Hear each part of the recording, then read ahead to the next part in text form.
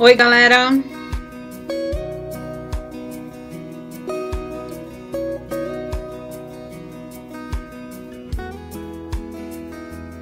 Nem sempre a vida das pessoas foi tão fácil e prática como é hoje em dia. Hoje vamos até a loja, compramos uma roupa, ela já vem costurada, já vem da cor que desejamos. Mas muito antigamente não era assim. As pessoas tinham que confeccionar os tecidos a partir do tear, tecendo, ou com lã, ou com linho. E essas técnicas foram sendo desenvolvidas ao longo do tempo. Nessa imagem você está vendo um homem, provavelmente da Idade Média, tingindo algumas coisas verdes e vermelhas. Ele estava tingindo tecidos para que fossem confeccionadas roupas.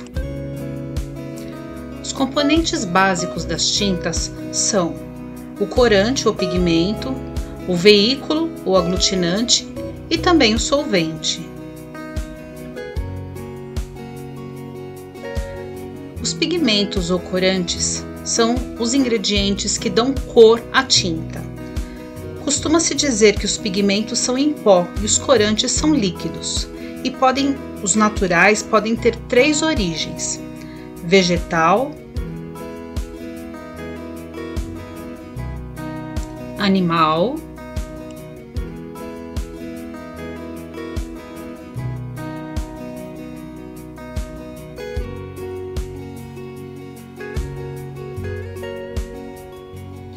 e mineral.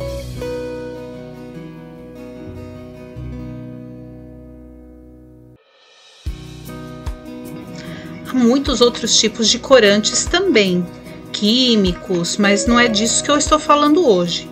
Estou falando apenas dos corantes naturais, que conseguimos obter de forma natural. Os veículos ou aglutinantes são o que dão o corpo da tinta. Se a tinta é mais pastosa, se ela é mais aguada, e são também a base dessa tinta.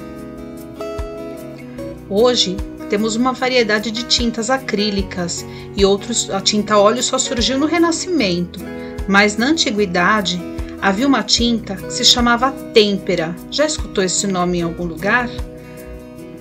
Grandes obras da Idade Média e também do Renascimento foram pintadas com tinta têmpera. E você nem vai imaginar qual é a base aglutinante da tinta têmpera. É o ovo. O aglutinante da tinta têmpera é o ovo. Legal fazer com a gema, mas também pode ser usada a clara. O solvente é a substância que consegue dissolver a tinta. Então, muitas vezes você compra uma tinta e não sabe qual é o solvente. Aí você leva para casa, faz a pintura. Ai meu Deus, com que eu vou limpar o meu pincel? Para sua sorte, uma grande parte das tintas, o solvente é a água. Mas há tintas que o solvente pode ser a terebintina, água ras.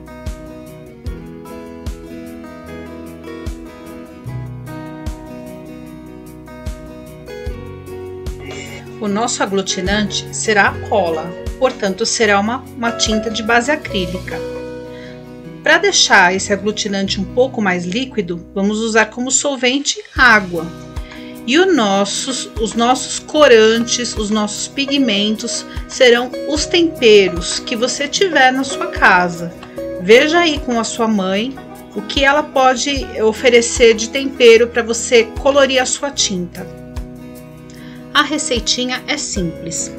Para cada parte de tempero, você vai colocar metade dessa parte de cola e metade de água. Mas, dependendo do tempero, pode ser que você precise de algumas gotinhas a mais de água para poder ficar na consistência de tinta. Então, eu optei por pegar uma colherzinha dessas de chá, porque a de sopa era muito grande. Então, olha, a colher de chá ficou sendo do tempero e essa outra colherzinha de café da água e da cola. Ela equivale mais ou menos à metade da outra colher. Então eu coloquei uma colher de chá de tempero e aí uma colherzinha dessas pequenas de água e uma colherzinha dessas pequenas de cola. Para cada cor de tempero, eu utilizei um pincel, porque assim ficava mais fácil tirar a cola da colherzinha e eu já fazia a mistura com o próprio pincel. Então, veja aí como eu estou fazendo.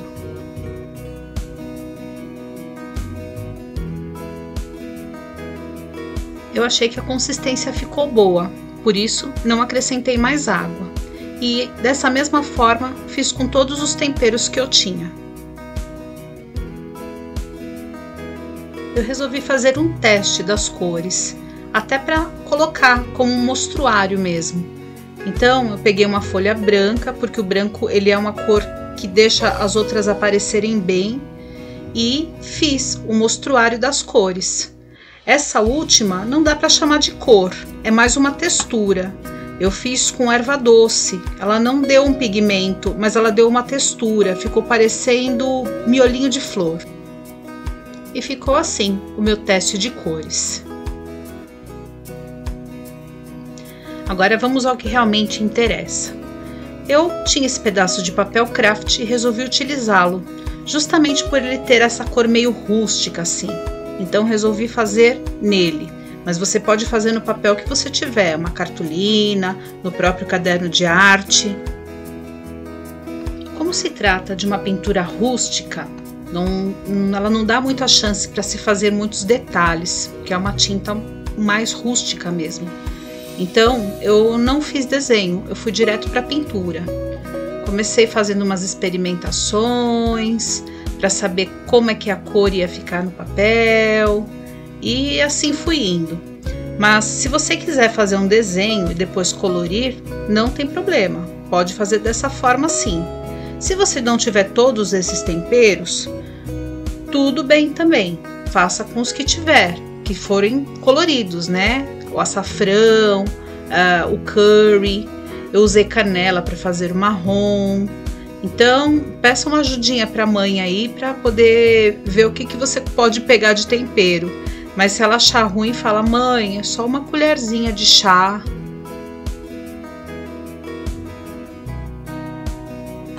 Você não precisa fazer o mesmo desenho que o meu. Aliás, não quero que você faça o mesmo desenho que eu.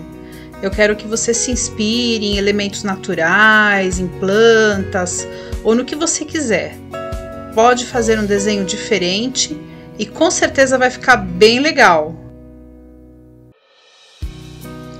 Olha aí, o meu já está quase pronto. Coloquei ele para secar e no final acrescentei mais algumas coisas, como por exemplo aquela textura que eu tinha feito com erva doce. E ficou assim. Colei algumas folhinhas do meu quintal. Como sobrou tinta e também papel, fiz também mais algumas experimentações. E também algumas colagens. Preparei um fundo bem legal com o papel que tinha aqui e não me esqueci de assinar a minha obra. Também não se esqueça de assinar a sua. Fiz essa última experimentação, uma mulher das cavernas. E pintei, achei legal o resultado. Gostei mais quando ela ficou seca. Ficou assim. Tentei no fundo branco e também no fundo escuro. Preferi no fundo escuro. E você? Tudo com um pouco de capricho e paciência fica bonito e legal. Então, agora mãos à obra. Quero ver a sua tarefa pronta. Vamos lá?